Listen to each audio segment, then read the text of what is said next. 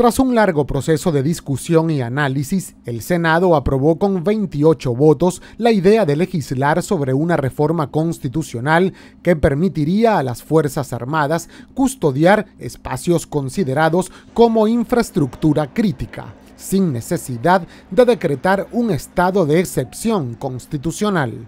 Esta es una atribución que va a tener el presidente de la República para que en casos calificados y graves pueda disponer que las Fuerzas Armadas custodien la infraestructura crítica. Esto no significa que los militares vayan a tener que cumplir funciones o tareas de orden público, porque eso sigue radicado en Carabineros. Este proyecto permite que las Fuerzas Armadas vayan a custodiar infraestructura crítica y así se libera una cantidad importante de funcionarios policiales que estaban cumpliendo esta tarea con el objeto de que puedan ir a lo cual es su principal función, cuál es el combate a la delincuencia.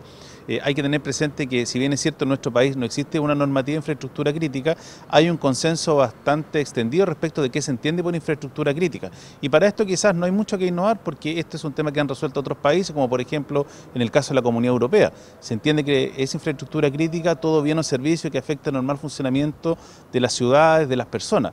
Y en esa línea el presidente tendrá que calificar qué es lo que se entiende por infraestructura crítica y qué es lo que manda a custodiar con militares. Y ante la duda planteada por algunas organizaciones sociales que exigen una precisión respecto de determinar cuáles sí y cuáles no son los espacios considerados como infraestructura crítica, esta fue la opinión que prevaleció en el Senado.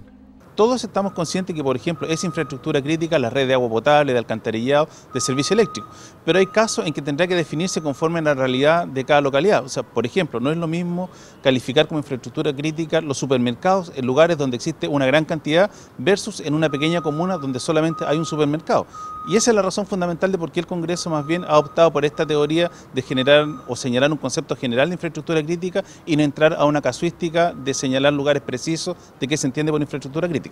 El proyecto, que deberá pasar al segundo trámite constitucional en la Cámara de Diputados, fue valorado positivamente por algunos parlamentarios de la región. Sin embargo, estos mismos cuestionaron las voces que han criticado el proyecto por considerarlo violatorio de la libre protesta. Valoro que hayan sido muy pocos los que aún queden cerrados en su ideología y crean que con esto se está perjudicando, por ejemplo, a una demanda social. Muy por el contrario, nosotros estamos conscientes que de esta crisis se sale con una agenda social, con respuestas profundas a demandas que son históricas, pero también es importante recuperar el orden público. Para eso es Carabineros de Chile quien tiene que cumplir con esa atribución, con sus facultades en nuestras ciudades, y le queremos pedir a las Fuerzas Armadas que puedan resguardar estos lugares críticos. Valoro la aprobación en el Senado y por supuesto lo vamos a recibir en la Cámara para también aprobarlo y que sea ley prontamente.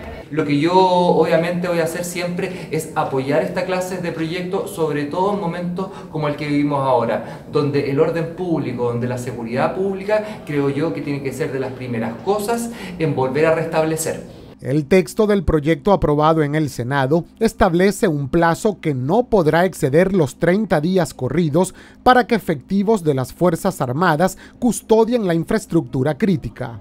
Dicha medida solo podría ser renovada por una vez y con el acuerdo del Congreso Nacional.